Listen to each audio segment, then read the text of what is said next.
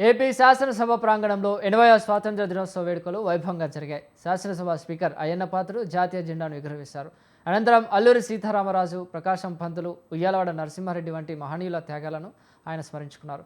ఈ సందర్భంగా స్పీకర్ మాట్లాడుతూ ప్రజాస్వామ్య వ్యవస్థపై అవగాహన కోసం విద్యార్థులు, ప్రజలు అసెంబ్లీని సందర్శించే వెసులుబాటు కల్పించినట్లు తెలిపారు.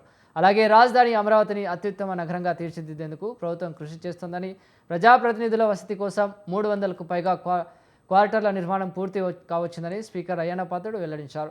ఈ వేడుకల్లో deputy speaker Raghuramakrishnaraju, secretary general Prasanna Kumar తదితరులు పాల్గొన్నారు. స్వాతంత్ర దినోత్సవం సందర్భంగా అందరికీ కూడా శుభాకాంక్షలు తెలియజేస్తాను. మొట్టమొదటిసారిగా ఈ కార్యక్రమంలో వందే మాతరంతో స్టార్ట్ చేయాలని చెప్పి ప్రభుత్వాలు తీసుకున్న నిర్ణయానికి కూడా చాలా ఆనందంగా ఉంది. మీరు చూసేప్పుడు వందే మాత్రం పాట వింటూ ఉంటే ప్రతి ఒక్కరి మనసు కూడా అంత ప్రశాంతంగా ఉంటుందంటే అంత ప్రశాంతంగా ఉంటుంది. అటువంటి గీతాన్ని ఈవేళ ఫస్ట్ టైం మన 80వ దినోత్సవం చేసి మరి ఈ కార్యక్రమం చేసుకోవడం చాలా ఆనందంగా ఉంది. మరి మీ అందరికీ తెలుసు, నవ్యాంధ్రప్రదేశ్ ప్రజలందరికీ కూడా ఈ సందర్భంగా శుభాకాంక్షలు తెలియజేస్తున్నాను.